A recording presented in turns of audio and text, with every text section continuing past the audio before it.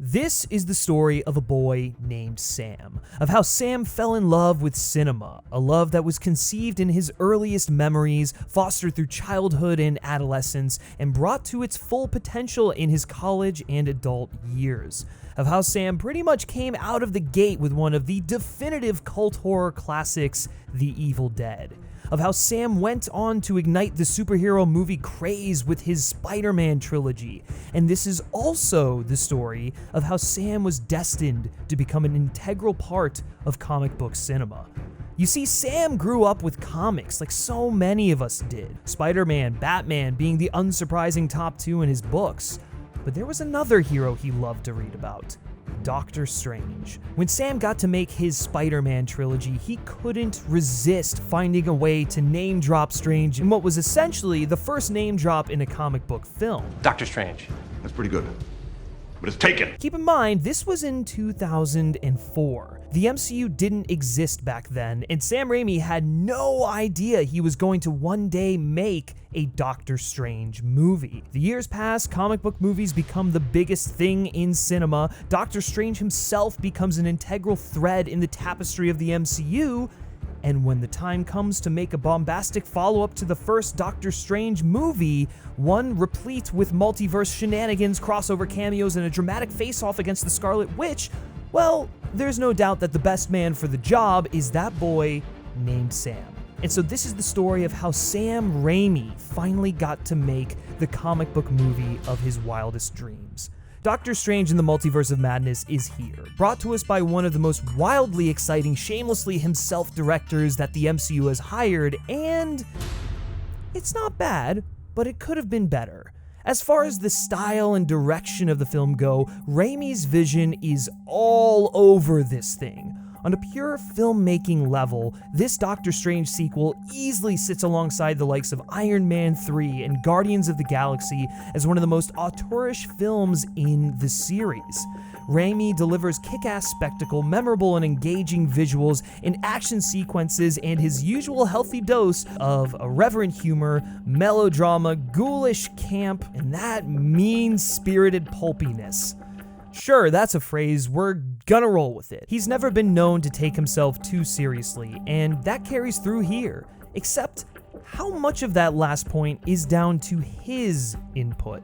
Because while Doctor Strange in the Multiverse of Madness has surface-level fun, and I'll even add that it has compelling performances and some strong character work on top of that, it's disappointing that Sam Raimi wasn't allowed control over the writing and story process in the same way that he was the filmmaking. The story here is kind of all over the place. It's as if Doctor Strange opened up a multiversal rift and caused an incursion between writers' rooms. There's a jarring tonal shift aplomb in this film, character motivations shift on a dime at times, and the MCU's newest addition goes from being an exciting character introduction in the first act of the film to being a MacGuffin in the remaining two-thirds. On the one hand, this is the story of a boy named Sam and how he finally got to make the Doctor Strange film he always wanted to make.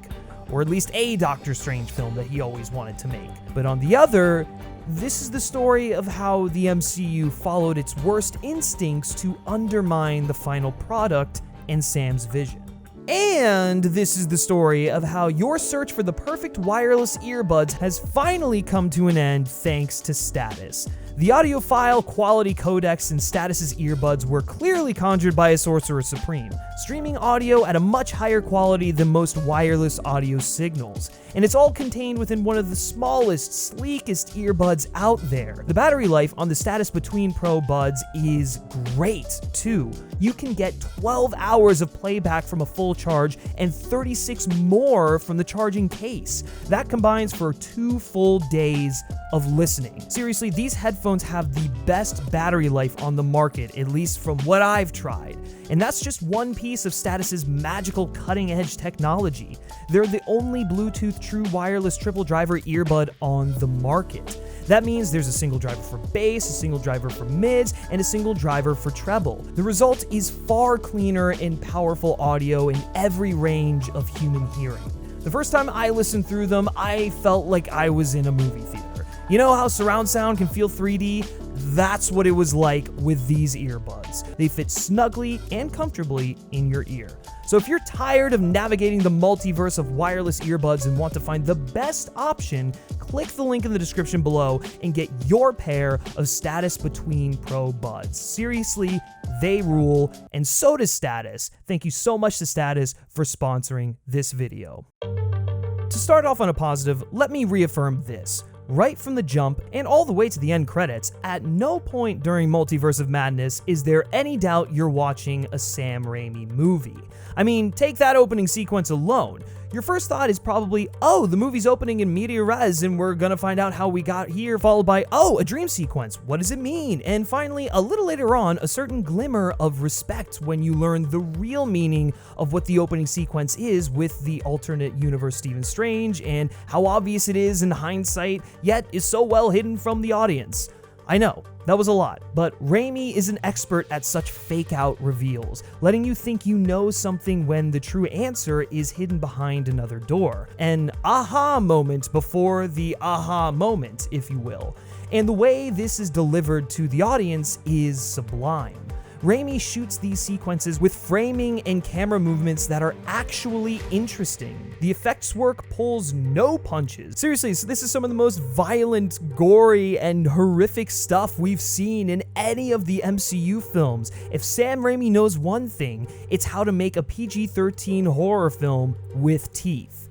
And the choreography is also really well done. It's comprehensible for once. It feels like an artist is behind the camera, moving it. His fingerprints are all over every single frame of this film, and that matters because rarely do you ever feel like that's the case. That's what you get with Sam Raimi, and all of his best strengths are on display in these first few minutes of the film. But this opening also sets up the biggest problem in the movie, America Chavez. We're led to believe from this opening that America Chavez's powers are the be-all, end-all for the multiverse, that they can't be taken from her by whatever evil force is at work or else it will spell certain doom. We learn that this power is an ability to jump between universes, although she currently doesn't possess the ability to control when or even where she jumps, with the only consistent trigger being immense fear. That's actually a really intriguing concept, but the movie only really capitalizes on it once,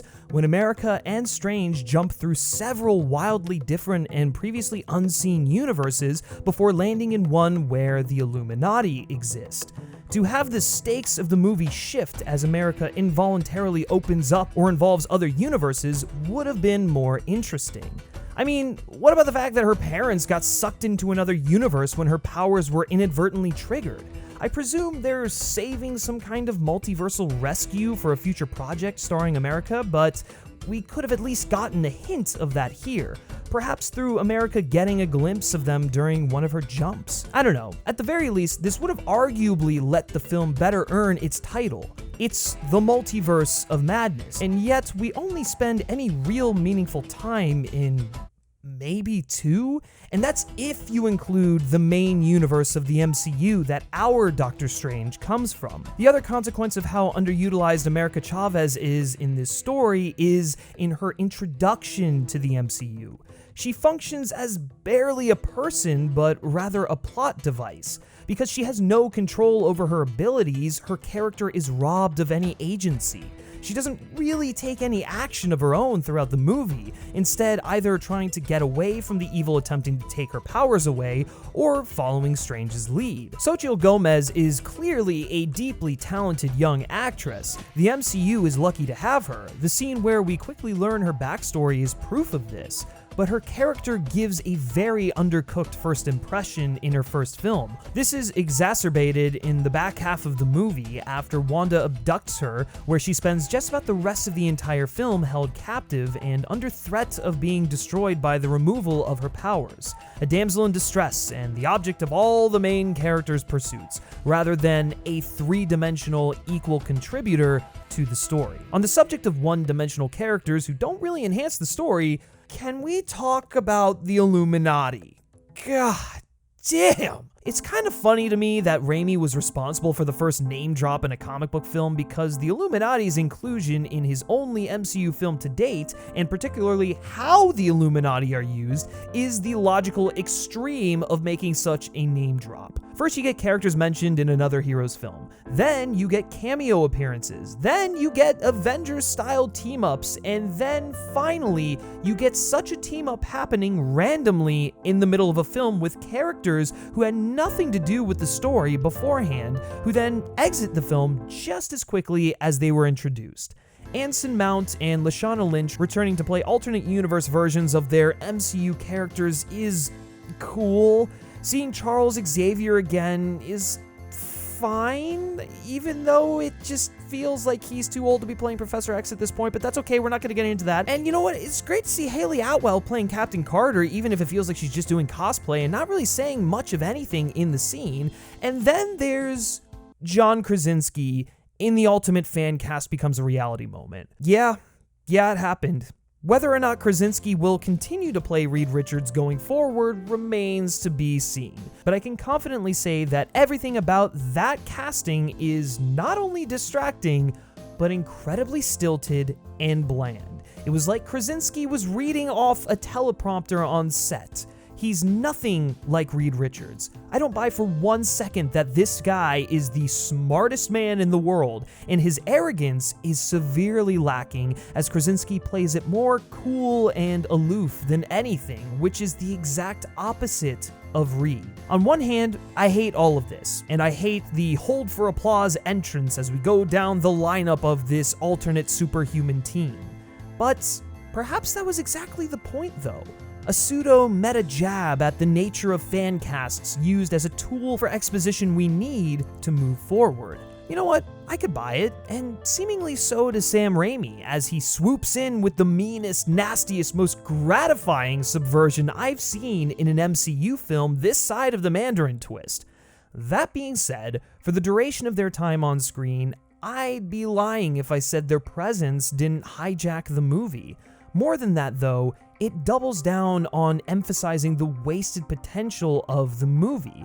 Corralling this group of fan service characters into one room does not a multiverse make. If they wanted to do something along these lines, Strange could have interacted with each of these characters in a separate universe, perhaps gaining a different piece of information or a tool needed to defeat Wanda from each, kind of like a treasure hunt through the multiverse in a similar vein to how Endgame was a hunt through different time periods. I'm clearly not a screenwriter, I'm just spitballing here, but my point is this. The version of the Illuminati we get in this film is severely bland and undercooked, and functions to deliver some vaguely relevant exposition to how delicate the balance of Doctor Strange's actions are between protecting and destroying the universe, and then Raimi attempts to salvage this by hilariously having Wanda dispatch them all like they were nothing.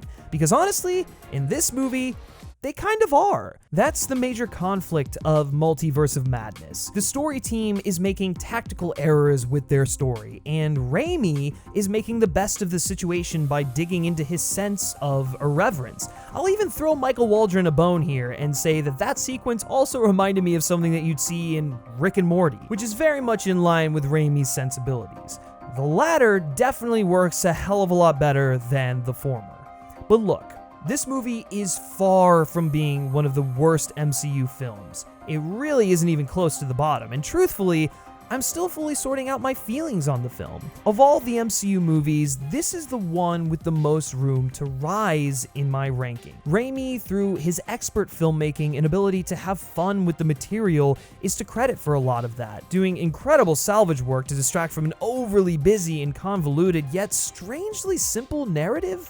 Like, the goals of the story are pretty simple and straightforward, but with each passing minute, its new additions needlessly complicate things. But I also think that this is a really good story for Stephen Strange and an excellent story for Wanda Maximoff. This movie works as an effective sequel not only to Endgame and the opening of the multiverse in No Way Home, but also, especially, to the first Doctor Strange. So much so that I wish it was a proper sequel to the first Doctor Strange, and not all these other films, all the baggage that it has to account for in this movie. Ultimately, it still has to act to a sequel to all these other MCU projects instead of just telling a proper Doctor Strange story. That first film was about a gifted surgeon who becomes a master of the supernatural and mystic arts, gifted with the faith of his mentors, who has to find a faith of his own in both his abilities abilities and the things he becomes sworn to protect. His decision to give Thanos the Time Stone in Infinity War, the subsequent consequences, the snap in the 5-year dark period, the blip, were the inevitable conclusion of Strange realizing that he has to make tough calls in order to protect the world and the universe, but more importantly, they were the result of him knowing that it was the only way for his side to win. The consequences of the snap on everyone else weren't a factor in his decision. Defeating Thanos was the only thing he considered. But it also just so happens that Strange himself believes he, and he alone, is the only person capable of making those tough calls for the collective. Like the world's surgeon or practitioner, he has to be the one holding the knife, and only makes decisions that continue his successful track record. Strange's role in the MCU is being the cleanup guy, and it's a role that he's bestowed upon himself, and everyone else just kinda goes along with it.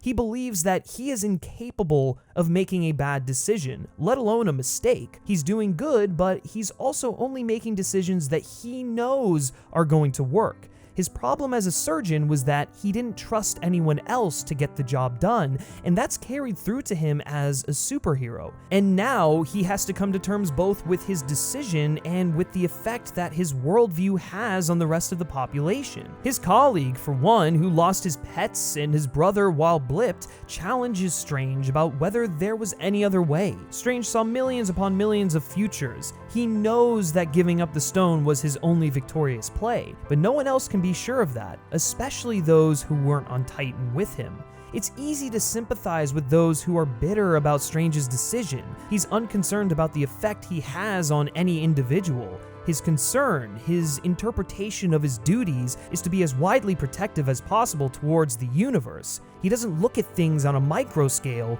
he looks at them on a macro scale. Even when he does act protective towards an individual, whether it be Peter Parker or America Chavez, he has an ulterior motive of protecting the bigger picture. And I love how at the end of this film, Strange literally learns to turn his demons into a strength. By exploiting the Darkhold, Strange becomes something of an anti-hero by the end of this film.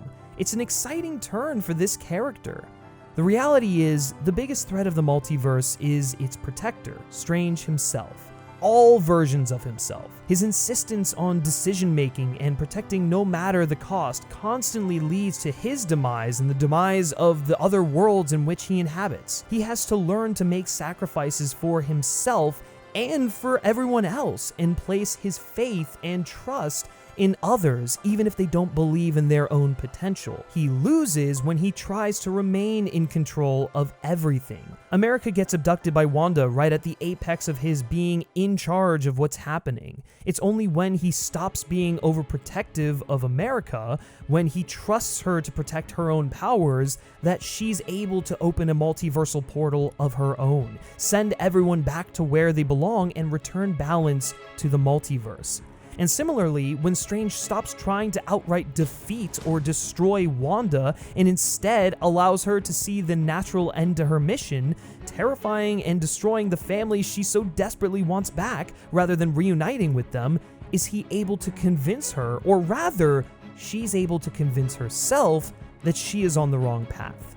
In fact, Wanda's overall story is probably the second best element of the film, behind Raimi's visual mind and filmmaking prowess being put on full display. The MCU has long had a villain problem, with a few exceptions. To put it succinctly, most of the best villains in this series, most of the ones who are even decent, elicit at least a moderate amount of sympathy from the audience.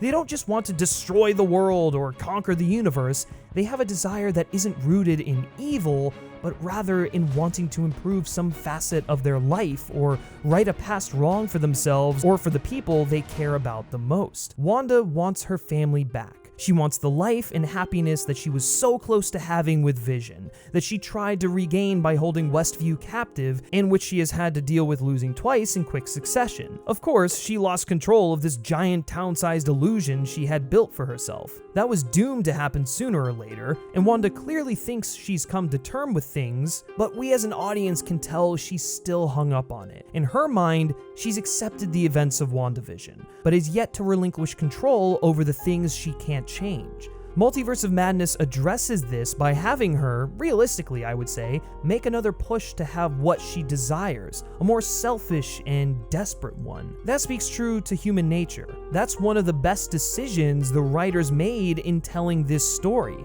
Wanda lost control of the show in WandaVision, but clung to the narrative she was telling herself about herself. And in the end, Wanda is a manipulator. Nothing defeats a manipulator more than the embarrassing shame of losing control of the narrative, which is exactly what happens when she terrorizes her kids in one of the universes. We can't change the desires of others. Wanda can't change the desires of others.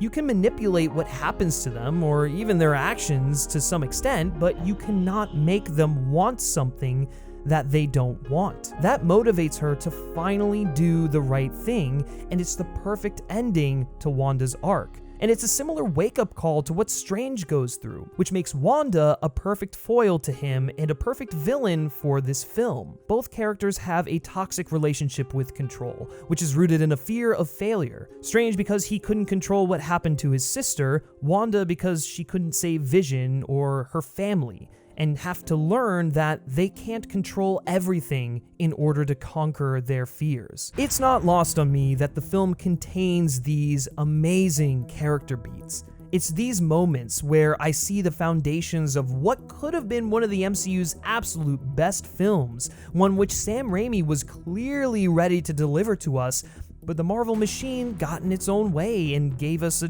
jumbled final product, despite the director's best efforts. And honestly, the script probably stands out more in this film because everything Raimi contributed was exceptional. Usually, most MCU scripts don't feel as average as they tend to be because the filmmaking is more pedestrian and on the same level as the writing. In a meta way, the Multiverse of Madness was Kevin Feige and company trying to capture Raimi and his filmmaking powers so they could use them for their own goals. And in the end, Raimi gave them what they wanted and subsequently exposed the borderline mediocrity they've been giving us under the guise of an ongoing narrative. Could you perhaps say that universes collided to disastrous results? That Multiverse of Madness is the cinematic equivalent of an incursion? Perhaps the MCU needs to learn the same lesson as the master of the mystic arts himself. You can't control everything. You can't always be the one holding the knife. Perhaps the real problem is learning to trust the ability and boldness of others. Fear of failure is okay.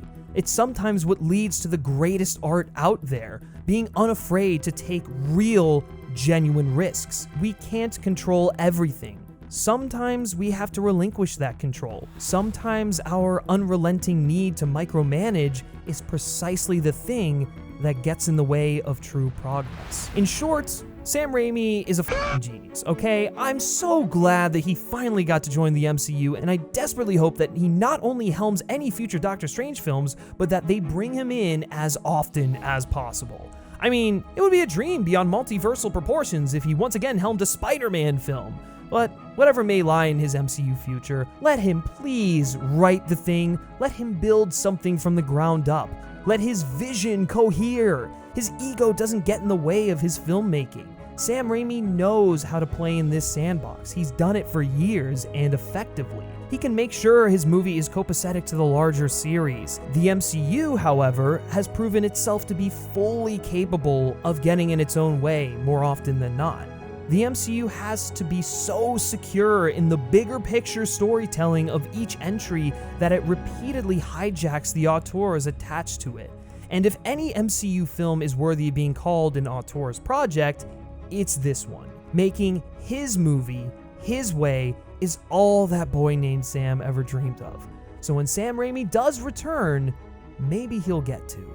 Until then, though, we have to take Doctor Strange in the Multiverse of Madness for what it is, because it's over!